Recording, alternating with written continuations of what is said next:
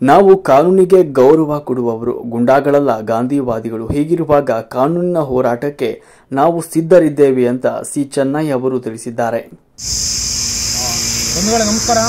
ನಾನು ಚೆನ್ನಯ್ಯ, ಕೆಆರ್ಎಸ್ ಪಕ್ಷದ ಎಸ್ಎಪಿ ಘಟಕದ ರಾಜ್ಯ ಕಾರ್ಯದರ್ಶಿ. ಸೊ ನಾವು ನಿನ್ನೆ ನಡೆದಂಥ ಒಂದಷ್ಟು ಮಾಗಡಿ ತಾಲೂಕಲ್ಲಿ ಮಾಗಡಿ ಟೌನಲ್ಲಿ ಏನೇನು ನಡೀತು ಅನ್ನೋದು ಒಂದು 2 ನಿಮಿಷ ನಾನು ಮುಗಿಸ್ತೀನಿ.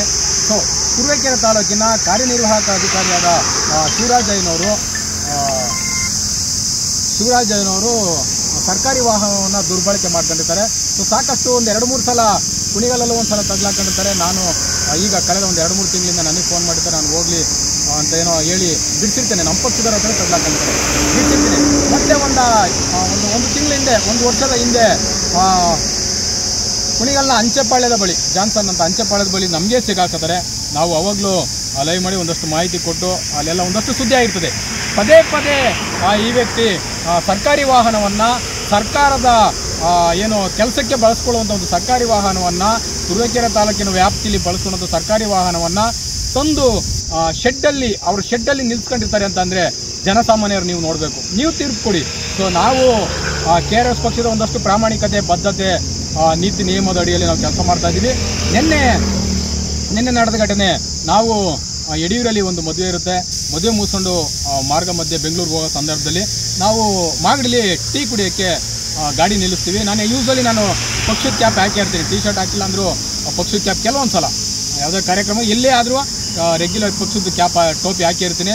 ಅಂತ ಟೀ ಕುಡಿಯೋ ಸಂದರ್ಭದಲ್ಲಿ ಯಾರೋ ಒಬ್ಬರು ಬಂದು ನಮ್ಮನ್ನು ನೋಡಿ, ಸರ್ ಈ ಥರ ಕೆಆರ್ಎಸ್ ಪಕ್ಷದ ಅಂತ ಕೇಳ್ತಾರೆ. ಹೌದು ಸರ್ ಅಂತ ಹೇಳ್ತೀವಿ, ಈ ಥರ ಇದೆ ನೋಡಿ, ಹಿಂಗೆ ಶೆಡ್ಡಲ್ಲಿ ನಿಮ್ಮ ತಾಲೂಕು ಇಒ ಶಿವರಾಜ್ ಜೈನವರು ಗಾಡಿ ನಿಲ್ಸ್ಕೊಂಡಿದ್ದಾರೆ, ಶೆಡ್ಡಲ್ಲಿ ಹಾಕಿದ್ದಾರೆ ಅಂತ ಅಂದಾಗ ನಾನು ತಕ್ಷಣ ಶಿವರಾಜ್ ಜೈನವರಿಗೆ ಫೋನ್ ಮಾಡ್ತೀನಿ.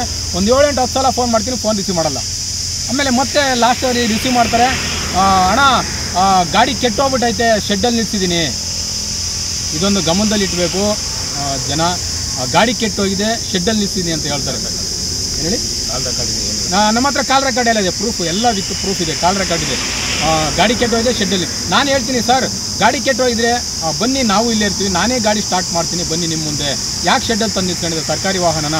ನಿಮ್ಮ ಡ್ಯೂಟಿಯಲ್ಲಿ ಈಗ ಆನ್ ಡ್ಯೂಟಿ ತುಮಕೂರಲ್ಲಿ ಡ್ಯೂಟಿ ಮಾಡ್ತಾ ಇದ್ದೀರಾ, ನಿಮ್ಮ ಶೆಡ್ ಇರೋದು ಮಾಗಡಿಲಿ, ಯಾಕೆ ಅಲ್ಲಿದೆ ಅಂತ ನಾವು ಕೇಳ್ತೀವಿ. ಇನ್ನು ಕೇಳಿದಂಥ ಸಂದರ್ಭದಲ್ಲಿ ಬರ್ತೀನಿ ಅಂತ ಹೇಳ್ಬಿಟ್ಟು ಸಂಜೆ ಮಾಡ್ತಾರೆ. ನಮ್ಮ ಉದ್ದೇಶ ಏನೋ ಬಿಡಿ ಹೋಗಲಿ, ಬಂದಾಗ ಒಂಚೂರು ಏನೋ ಬೈದು ಅಥವಾ ಗಾಡಿನ ಶೆಡ್ಡಿಂದ ತಪ್ಪಿಸಿ ಕಳಿಸ್ಬಿಡೋಣ ತುರುವೇಕೆರೆಗೆ, ತಗೊಂಡೋಗ್ಬಿಡಿ, ಇನ್ನೊಂದ್ಸಲ ಈ ಥರ ಮಾಡಬೇಡಿ, ಪದೇ ಈ ಥರ ಕೆಲಸ ಮಾಡಬೇಡಿ ಅಂತ ಏನೋ ಒಂದಷ್ಟು ಹೇಳೋಣ ಅಂತ ಅಂದ್ಬಿಟ್ಟು ನಮ್ಮ ಉದ್ದೇಶ ನಾವು ಅಲ್ಲಿರ್ತೀವಿ. ಬಂದಂಥ ಸಂದರ್ಭ ಸಂಜೆ 7 ಗಂಟೆವರೆಗೂ ಇಲ್ಲಿ ಬರ್ತೀನಿ ಅಂತ ಹೇಳ್ತಾರೆ.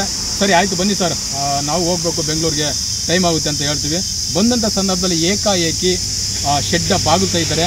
ಶೆಡ್ ಬಾಗಿಲು ತೆಗೆದು ತಕ್ಷಣ ಕಾರ್ ಸ್ಟಾರ್ಟ್ ಮಾಡಿಬಿಟ್ಟು ಗಾಡಿ ಮೂವ್ ಮಾಡ್ತಾ ಇರ್ತಾರೆ. ನಾನೇ ಮಾಡ್ತೀನಿ, ನಾನು ಹೋದ ತಕ್ಷಣ ಲೈವ್ ತೊಗೊಂಡು ನೀವೆಲ್ಲ ನೋಡಿರ್ಬೋದು. ಲೈವ್ ತೊಗೊಂಡು ಆ ಗಾಡಿ ಮೂವ್ ಆಗಿ ಪಾಸ್ ಆಗಿಬಿಡ್ತದೆ. ಅವಾಗ ಅವನ ಸಹಚರರು, ಶಿವರಾಜನವರ ಸಹಚರರು ಮತ್ತು ರೌಡಿಗಳು, ಪುಡಾರಿಗಳು ನಮ್ಮ ಮೇಲೆ ದಬ್ಬಾಳಿಕೆ, ದೌರ್ಜನ್ಯ ಮತ್ತು ನನ್ನನ್ನು ಓಡಿಸ್ಕೊಂಬರ್ತಾರೆ. ಸೊ ನಾನು ಲೈವ್ ಇದ್ದ ಕಾರಣ ನಾನೇ ಮಾಡ್ತೀನಿ, ಪ್ರೂಫ್ ಬೇಕು, ಮೊಬೈಲ್ ಕಿತ್ಕೊಂಡ್ಬಿಡ್ತಾರಲ್ಲ ಅಂತ ಅಂದ್ಬಿಟ್ಟು ಸುಮಾರು ಒಂದು 15-20 ಜನ ಓಡಿಸ್ಕೊಂಬರ್ತಾರೆ. ನಾನು ಓಡ್ತಾ ಇರ್ತೀನಿ.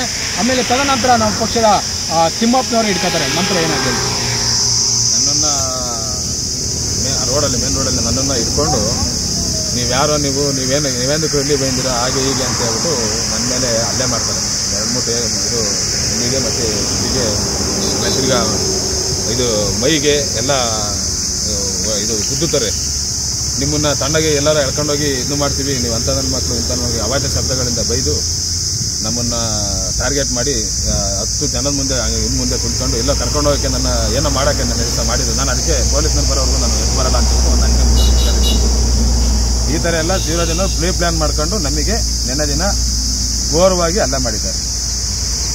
ಸೊ ಇದಾದ ನಂತರ ಪೊಲೀಸ್ನವ್ರು ಬರ್ತಾರೆ, ಇವ್ರನ್ನ ಕರ್ಕೊಂಡು ಹೋಗ್ತಾರೆ. ಆಮೇಲೆ ನಮ್ಮ ಪಕ್ಷದ ಮಾಗಡಿಯವರು ವಿಡಿಯೋ ನೋಡಿ ಅಥವಾ ನಾವು ಫೋನ್ ಮಾಡಿ ಬರ್ತಾರೆ. ಇಷ್ಟೆಲ್ಲ ಆದಮೇಲೆ ಇಲ್ಲಿ ಊರಿಂದ ಬಂದಾರಲ್ಲ ಅವರೆಲ್ಲ ಹೇಳೋಣ, ಆಮೇಲೆ ಹೇಳ್ತೀನಿ. ಆಮೇಲೆ ಶಿವರಾಜನವರು ತುರುವೇಕೆರೆ ತಾಲೂಕಿನವ್ರನ್ನೂ ಕರೆಸಿರ್ತಾರೆ. ದಂಡಿಶಿವರದ DSS ಮುಖಂಡ ಕುಮಾರ್ ಅಂತೆ, ಮತ್ತು ತಿಮ್ಮೇಶ್, ಇಲ್ಲೇ ಮಲ್ಲೂರ ತುರುವೇಕೆರೆ ತಾಲೂಕಿನ ಮಾಯಸನ ಹೋಬಳಿಯ ತಿಮ್ಮೇಶ್, ಇವ್ರನ್ನೂ ಕರೆಸಿರ್ತಾರೆ. ಇವ್ರನ್ನೂ ಕರ್ಕೊಂಡು ಖುದ್ದು ಎಲ್ಲ ಜೊತೆಲೇ ಬರ್ತಾರೆ. ಜೊತೆಲೇ ಬಂದು ಇಷ್ಟೆಲ್ಲ ಮಾಡಾದ್ಮೇಲೆ ಇವರು ಪೊಲೀಸ್ನರು ಇವ್ರಿಗೆ 112 ಕರೆಸಿ ಪೊಲೀಸ್ನರು ಬಂದು ಇವ್ರನ್ನ ಕರ್ಕೊಂಡು ಹೋಗಿರ್ತಾರೆ. ಮತ್ತೆ ನನ್ನನ್ನು ಕರ್ಕೊಂಡು ಹೋಗ್ತಾರೆ. ನನ್ನನ್ನು ಕರ್ಕೊಂಡೋಗಿ ಇವ್ರನ್ನ ಸ್ಟೇಷನ್ ಇದ್ದಾಗಲೂ ಸಹ 100-150 ಜನ ಅಲ್ಲಿ ಕವರ್ ಆಗ್ತಾರೆ. ಆಮೇಲೆ ಇವ್ರನ್ನ MLC ಮಾಡ್ಸಕ್ಕೆ ಹೋದಂಥ ಸಂದರ್ಭದಲ್ಲಿ ಅಲ್ಲಿ ಪತ್ರಕರ್ತರು ಕಿರಣ್ ವಿದ್ಯಾರ್ಥಿ ಏನೋ ಅಂತ ವಿದ್ಯಾರ್ಥಿ ಮಿತ್ರ ಕಿರಣ್ ಮತ್ತೆ ರೂಪೇಶ್ ಅವರು ವಿದ್ಯಾರ್ಥಿ ಮಿತ್ರದ ಕಿರಣ್ ಮತ್ತೆ ರೂಪೇಶ್ ಅವರು ಹಲ್ಲೆ ಮಾಡೋಕ್ಕೆ ಸಾಕಷ್ಟು ಹೊಂಚಾಗ್ತಾರೆ. ನೀವು ಅಲ್ಲಿ ನೋಡ್ಬೋದು ತಾಲೂಕಿನ ಸರ್ಕಾರಿ ಆಸ್ಪತ್ರೆ ನೀವು CCTV ಫುಟೇಜ್ ತೆಗೆದುಕೊಂಡ್ರೆ ನಿಮಗೆ ಗೊತ್ತಾಗುತ್ತೆ. ನಮಗೆ ರಕ್ಷಣೆ ಬೇಕು.